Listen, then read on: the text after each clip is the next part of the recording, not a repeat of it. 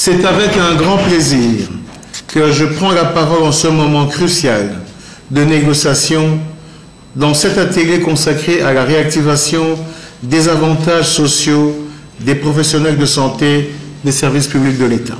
De telles rencontres entre responsables du banc gouvernemental et du banc syndical du secteur de la santé sont profondément utiles.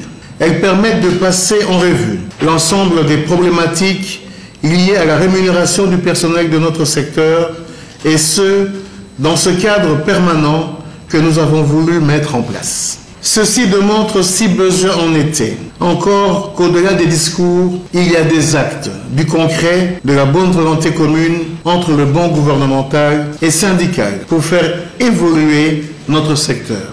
C'est pourquoi je voudrais, à votre nom et au mien propre, exprimer ma gratitude à Monsieur le chef de l'État, Félix-Antoine Tshisekedi Tshilombo, initiateur de ces travaux, ainsi qu'à son Excellence, Monsieur le Premier ministre, Sama Lukonde Kyenge, pour avoir voulu coordonner ces assises qui constituent un maillon important dans la marche vers la couverture santé universelle. Enfin, vis-à-vis de tous ceux qui ont concouru à l'avancement de ces travaux, à travers les différents débats sur cette problématique de la réactivation des avantages sociaux des professionnels de santé des services publics de l'État, pour leur accompagnement, et à tous les participants qui se sont engagés à s'investir avec responsabilité à affronter ce grand défi lié à la gestion du secteur de la santé. Je tiens à féliciter tous les participants. En effet, pendant cet atelier de réflexion, vous avez fait montre d'un intérêt particulier, d'une quête de l'information, et vous avez exprimé une volonté admirable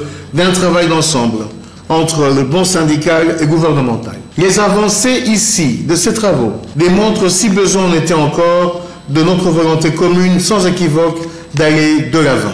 Je pense que vous méritez des applaudissements particulièrement nourris à la hauteur de l'espoir que vos différentes recommandations suscitent. Les débats de cet atelier ont été fructueux et nous ont permis, à titre illustratif, d'éveiller l'attention de notre gouvernement sur la non prise en compte de certaines catégories professionnelles à la mécanisation au 4e trimestre 2022. Le gouvernement a pris acte de cette question lors du Conseil des ministres de vendredi 7 octobre 2022.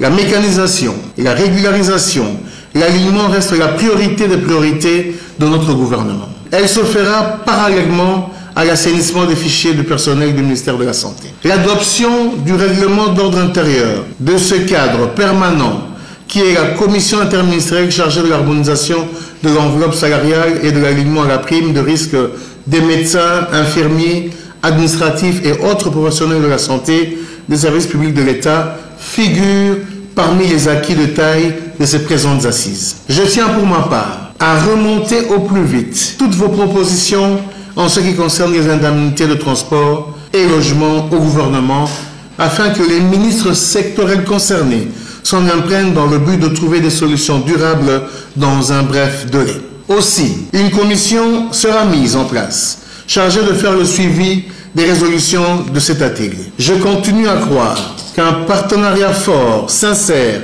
et transparent entre le gouvernement et les bancs syndicales permettra de renforcer le système de santé en République démocratique du Congo. Que Dieu bénisse la République démocratique du Congo, que vive la commission interministérielle. Je vous remercie.